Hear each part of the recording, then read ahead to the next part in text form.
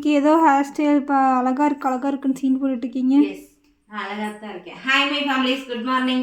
இன்னைக்கு பிறந்தநாள் கல்யாண நாள் கொண்டாடுற எல்லாத்துக்கும் எங்களோட மனமார்ந்த வாழ்த்துக்கள். அவிராஜுக்கு ஃபர்ஸ்ட் பர்த்டே. அவிராஜுக்கு ஃபர்ஸ்ட் பர்த்டே விஷயம். ஹாப்பி பர்த்டே தங்க. லைஃப் லாங் ஹாப்பியாக சந்தோஷமாக இருக்குது. நம்ம ஃபேமிலியில் இருக்கவங்களுக்கு எல்லாரும் அந்த குழந்தைக்கு விஷ் பண்ணுங்க. அவங்க லைஃப்பில் ஹாப்பியாக சந்தோஷமாக இருக்குன்ட்டு எதுக்கோ சிரிக்கிற கள்ளச்சி. இன்றைக்கி நம்ம வீட்டில் என்ன ஸ்பெஷல்னு பார்த்தாலும் அதுக்கு முன்னாடி ஒரே ஒரு கேள்விக்கு மட்டும் பதில் சொல்லிடுறேன். எனக்கு இப்போ ரிப்பீட்டாக கொஞ்ச நாளாக பார்த்தீங்கன்னா கோல்டு பர்ச்சேஸ் பண்ணுங்கள், நீங்கள் கோல்டு வாங்க, மணி சேவிங்ஸ் பண்ணுங்கன்னு சொல்கிறீங்க. ரொம்ப நன்றி, ரொம்ப சந்தோஷம். எனக்கும் கோல்டு சேவ் பண்ணணும், மணி சேவ் பண்ணணும்னு ஆசை தான்.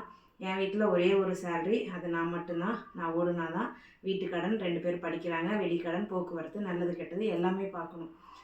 அதே போல் ஆப்போசிட்டில் யாருக்காவது இருக்கிறவங்க எல்லாத்துக்குமே பார்த்தீங்கன்னா அவங்க பூரிய சொத்து, சொந்தக்காரங்க, அதாவது அப்பா அம்மா சம்பாரிச்சது, அண்ணன் தம்பி சம்பாரிச்சது 2 சம்பளமாக இருக்கும். அதனால் எல்லாமே பர்ச்சேஸ் பண்ணலாம். நான் அப்படி கிடையாது. பட் கடவுள் ஒரு நாளைக்கு எல்லாத்தையும் பர்ச்சேஸ் பண்ணுறதுக்கான சந்தர்ப்பங்கள், சூழ்நிலைகள் உருவாக்கி தருவார்னு நான் மனசார நம்புகிறேன். இன்றைக்கி நம்ம வீட்டில் என்ன ஸ்பெஷல்னு பார்த்தீங்கன்னா கொள்ளுப்பருப்பு ரசம், வெள்ளை சோறு. இவங்களுக்கும் பார்த்திங்கன்னா கொள்ளுப்பருப்பு ரசம் போட்டு அப்படி கிளறிட்டேன். தொட்டுக்க பார்த்திங்கன்னா பூண்டு தொக்கு தான் வச்சுருக்கேன். இப்போ இதான் இன்றைக்கி நம்ம வீட்டில் ஸ்பெஷல். மேடம் காலையிலே சாப்பிட்டு கோழி கொதற மாதிரி கொதறி வச்சுருக்காங்க. உங்கள் ரக்ஷு. பை.